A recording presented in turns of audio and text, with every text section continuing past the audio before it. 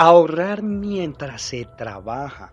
Hacer prioridad el ahorro trabajando. Seas independiente, seas un empleado. Es más, si eres independiente, es mucha más la prioridad para ahorrar. Pero vamos a ver este caso, mis amigos.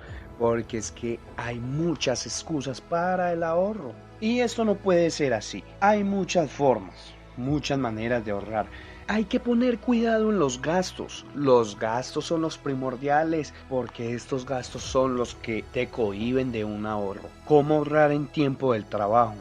Primero que todo, son hábitos que debes tener, hábitos que debes quitar que tenías malos hábitos, hábitos que te hacen cada vez más pobre o una persona que malgasta. Como por ejemplo, si comes o desayunas por fuera de casa, eso es un hábito que te está haciendo generar un gasto innecesario. Desayuna en casa, almuerza en casa. Si trabajas todo el día, pues llévate tu almuerzo, llévate tu desayuno. Mejorar la comunicación entre tú y el dinero. Ordena tu área de trabajo para que tu área de trabajo no te devenga gastos innecesarios también. Lleva una agenda, planifícate. Identifica esas prioridades para ti y que de pronto esas prioridades hagan de que las otras cosas sean innecesarias. Aprovecha cupones. Puedes aprovechar cupones y si tú comes por fuera aprovecha estos cupones o darte un gusto de vez en cuando. Aprovecha un pago extra. Si tienes un pago extra, aprovechalo, ahórralo. Haz de cuenta que no trabajaste esas horas extras. Planifícate en tu quincena o en tu pago mensual cuánto gané de dinero extra. Haz de cuenta que no trabajaste esas horas extra y puedes ahorrar eso. Hay personas que ahorran más de lo que deberían. Normalmente se aconseja ahorrar un 10% de tu pago. Tienes que poner una atención a los gastos. Estos gastos hormiga muy llamados que después vamos a detallar más sobre ellos.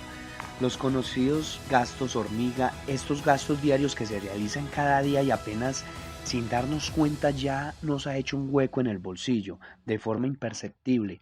Por ejemplo, el café con el principio, el diario, eso multiplíquelo por 20 días laborales. Esos son buenos gastos para ti. Entonces hay que minimizar esto. Las compras innecesarias.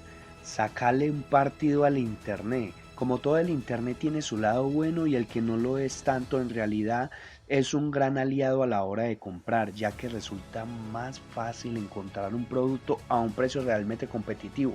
Les voy a dar un ejemplo personal y yo conseguí unos micrófonos para grabar a un precio mucho más económico que a lo que lo conseguía en mi ciudad. Los conseguí casi con un 40% de descuento por la aplicación Amazon. Entonces son truquitos que hay que ir mirando que te van a ayudar a ahorrar. Si no lo utilizas, date de baja. Uno de los trucos de experto financiero para ahorrar dinero es revisar sus suscripciones y darte de baja aquello que no utilizas, no quieres, que no te dan la intención de cambiar de proveedor.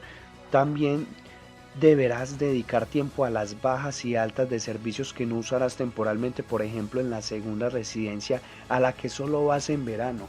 Eso es ya pues por ejemplo un nivel más alto, gente que paga residencias, suscripciones para ir y hay veces no van. Si pagas el gimnasio mensualmente y no vas, entonces darle de baja a estos gastos. Próximamente más minucioso un video en los gastos hormiga y mucho más. Esto es Ser Dinero.